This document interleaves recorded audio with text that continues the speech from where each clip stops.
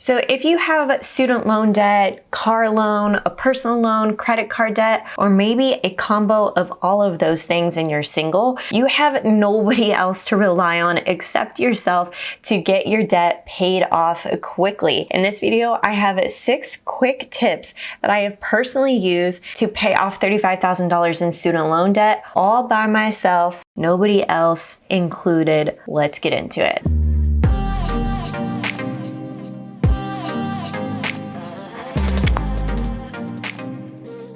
Hey guys, it's Justine with Debt Free Millennials, the channel to help you crush your debt and live payment free. If you are new here, we talk about all things debt, budgeting, saving, and investing related. So if you're into that sort of thing, you best hit the subscribe button. All right, so for all my single people who are paying off their debt on their own, they don't have a spouse, they don't have a partner, you're just doing it solo. I understand this because I completely paid off all of my debt on my own. I didn't rely on anybody else's income when I was doing it, and I paid it off in 2.5 years on a very small salary. So the first thing that you'll want to do, number one, and a lot of people inside of the Debt Free Millennials Facebook group agree with this, is you'll want to attack your debt by getting multiple jobs. And if you're like, oh my gosh, this is not the first tip that I wanted to hear, there is a way to do this and still keep your personal life intact. But the cool thing about doing this, paying off debt while you're single,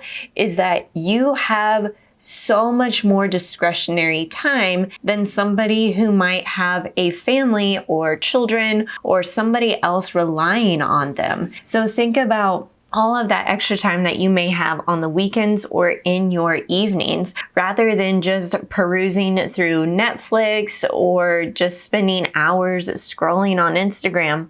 So why not use that time to get a second job? So you can do this easily by fitting it in on the weekends or after work hours. Me personally, when I was paying off my debt, I ended up getting a job freelancing on the side for a magazine. So I was freelance writing and earning money, $150 per story that I wrote, that supplemented my daytime job and that I could do in my spare time. Number two, if multiple jobs sounds like a no-go for you, then you'll want to focus on increasing your income. And so that might mean getting a new job or pivoting into a new career. That's exactly what I did when I started my very first job after college graduation. I was working at an advertising agency making $33,000 per year.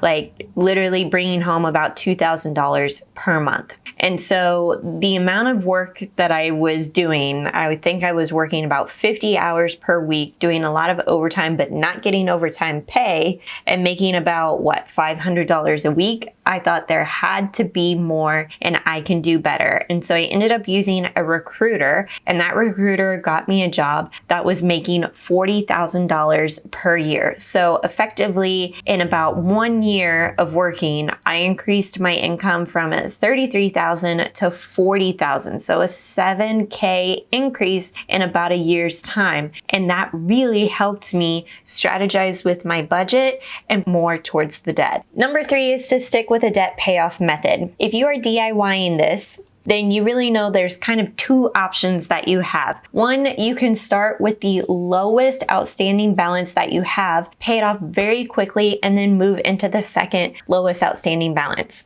Or you can focus on the debt that has the highest interest rate. This really works best for those who have credit card debt. And even I would say some car loans can also have some pretty high interest rates tied to it as well. So you want to focus on those with the highest interest rate because you'll be able to save money in the long run. Regardless of what you choose, I don't think either option is better than the other. You just have to make it work for you and figure out which one feels the most gratifying so that you can continue to pay off the debt. Because I think for most of us, and this was especially true in my case, that the debt-free journey, paying off debt, is a long-term game. You have to play it for the long term. This is a marathon and not a sprint. You can take this as fast or as slow as you want it to. And so therefore you got to pick a strategy that works best for you. I have a video on how you can pick between these two methods. They're commonly known as the debt snowball or the debt avalanche method. If you're not into cold weather analogies, just know highest interest rate or lowest outstanding balance. I'll link to that up here in the cards if you want to check that out.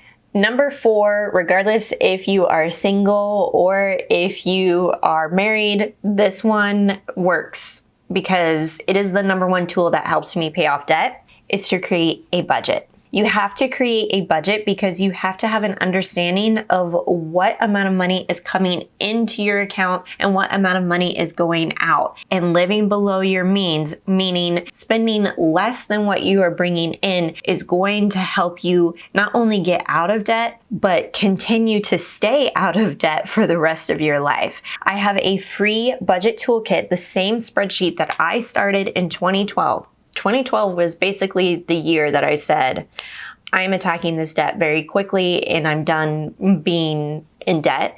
I've tweaked that template since 2012, so that's like, what, 10 years? And I'm still using it today to track my income and expenses. It's free for you to use using that toolkit link in the description box below. Number 5 is to use downtime to your advantage. Now, I kind of mentioned this in step number 1, which was, to get a second or third job. But here with the downtime, you don't necessarily have to sign up for a second job. It can be as simple as selling unwanted things on Facebook Marketplace or buy-sell apps. This is something that I continue to do even after becoming debt-free because I find it really gratifying to just give an item, sell an item to somebody who really could use it instead of that item wasting away inside my closet.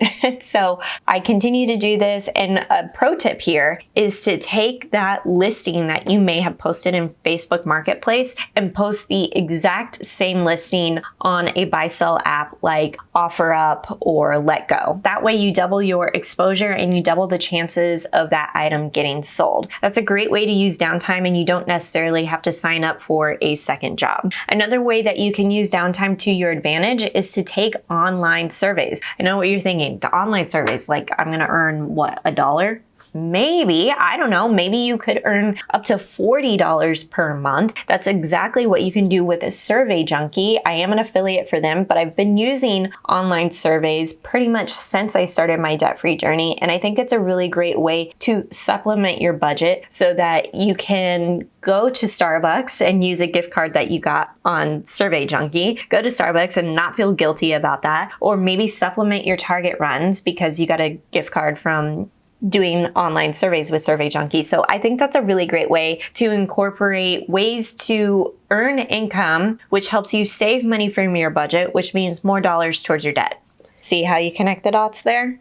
And the last tip for you, this is so key. If you take away anything from this video, I think this is a very, very important tip, is that your debt gets the bulk of your discretionary spending.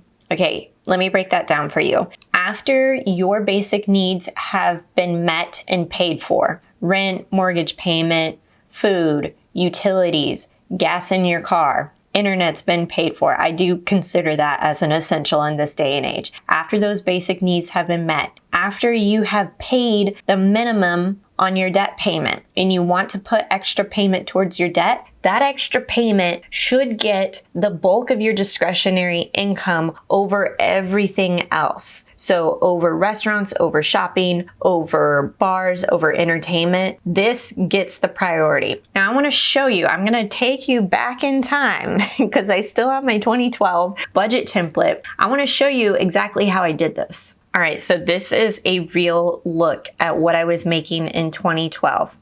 So you can see I actually started off making $2,081 per month, and then I ended up switching jobs and I was taking home $2,486.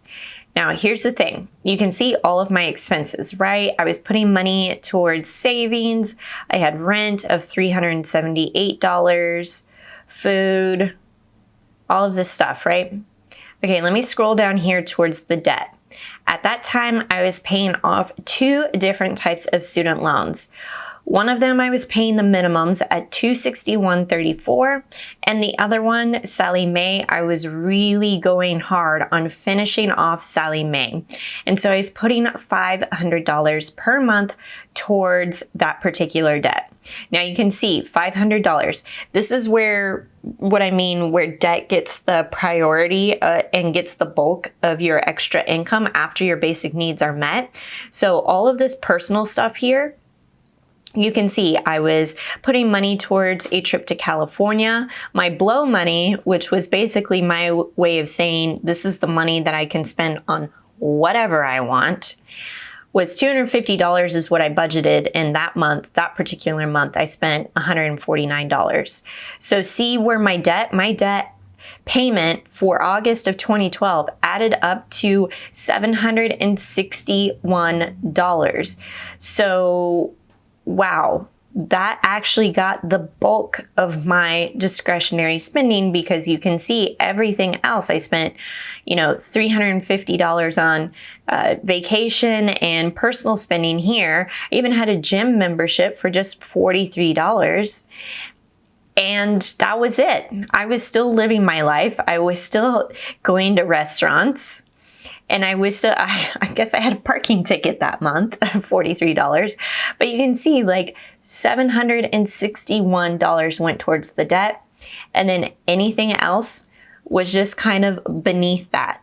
So prioritizing your debt over everything else when it comes to the discretionary portion of your spending after your basic needs have been met means that you are going to pay off that debt very, very quickly so that you can get to a life that feels financially free. You can get back to a life that feels good and that you're spending money on things that you absolutely love. Speaking of spending, if all of this is feeling like, I don't even know where to start with this, budgeting, are you kidding me? I don't even want to think about that. Then you definitely have to check out my How to Control Your Spending workbook. This thing got a major overhaul within the past few months, and I'm so excited about the look and feel of it. And it actually gives you step-by-step planning and action items to help you rein it in every single month so that you know what's coming in, what's going out, so you can get back to the goal, which is to help you become debt free. Check out that workbook. It is listed for sale using the link below. I hope you guys found these tips helpful, and I'll catch you in the next one.